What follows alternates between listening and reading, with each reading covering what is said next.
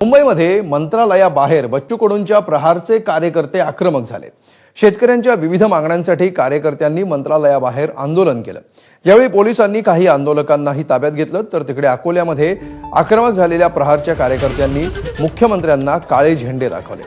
सभा संपवून मुख्यमंत्री विमानतळाकडे जात होते तेव्हा प्रहारचे कार्यकर्ते आक्रमक झाले। दरम्यान पोलिसांनी कार्यकर्त्यांची धरपकड केल्यानंतर बच्चू कडूंनी आक्रमक प्रतिक्रिया दिली।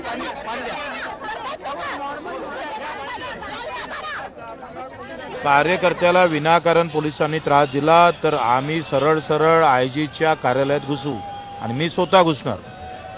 कार्यकर्त्याला विनाकारण त्रास द्यायचं काम नाही।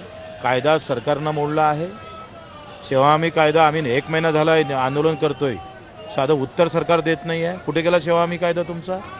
7 दिवसात उत्तर द्यायला पाहिजे। कायदे सरकारनं मोडायचे आणि आम्हाला सांगायचं कायदे मोडू नका म्हणून, हे चालणार नाही। आम्ही शांततेने आंदोलन करू। तुम्ही कुठेतरी निर्णयावर आले पाहिजे ही विनंती सरकारला करतो।